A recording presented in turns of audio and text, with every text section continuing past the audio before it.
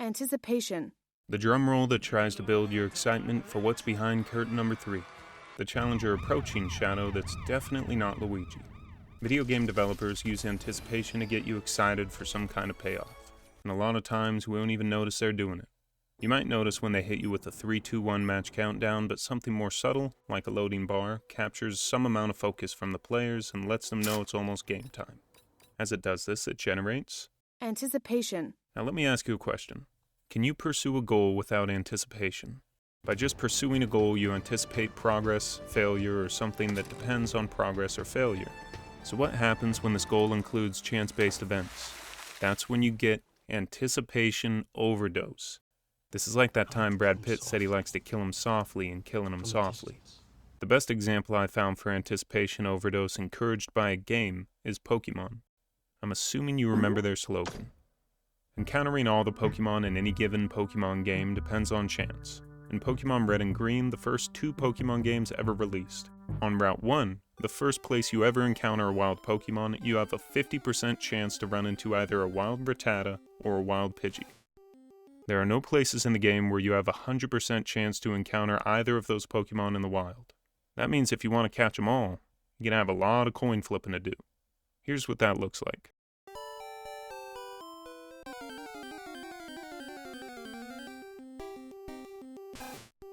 The music plays, the screen stops and flickers, then transitions to black for the reveal. They even give you a second to see what Pokemon it is before you get to do anything. I guess this is to relish in your good fortune if things went your way this time. Catching them all is a pretty simple example of a lot of anticipation crammed into one big mission. You anticipate the encounters, catching the Pokemon without them fainting, or in the case of the Safari Zone, fleeing, and you anticipate achieving your goal. But this isn't the cycle of relentless anticipation you should be so wary of. Have you ever played a game for an extensive amount of time while simultaneously having no fun? This can happen when you chase a goal with the anticipation of unlocking maximum fun at the moment you achieve that goal. The moment you get that thing you really, really wanted. In this example, it could be the last Pokemon while trying to catch them all, but it's not exclusive to that. I'll give you another example. In No Man's Sky, I wanted to get a living ship. I was a boy with a dream. I convinced myself that when I got this living ship, my fun would be as endless as the infinite generated world of No Man's Sky.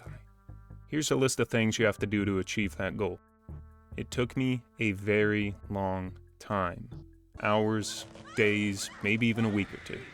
I was obsessed. After I got my perfect living ship, it was fun time. But instead I turned the game off and started watching Netflix. I haven't touched it since. I tell you this cautionary tale not just to flex about my cool-ass ship, but to warn you about the dangers of anticipation. I was smoking that sweet little anticipation cigarette and I refused to put it down, because I thought the living ship was the beginning of the best time I would have on No Man's Sky. But it was mostly just a waste of my time. Now, I'm not saying you shouldn't go get the living ship, even if a lot of the mission is pretty much designed to waste your time. I'm saying something that's not news to anyone. Games are fun, so have a little. If you gotta put 60 hours into a game before you can really kick back and have some fun, maybe play a different game. Or better yet, change your approach. Have some fun with what you got.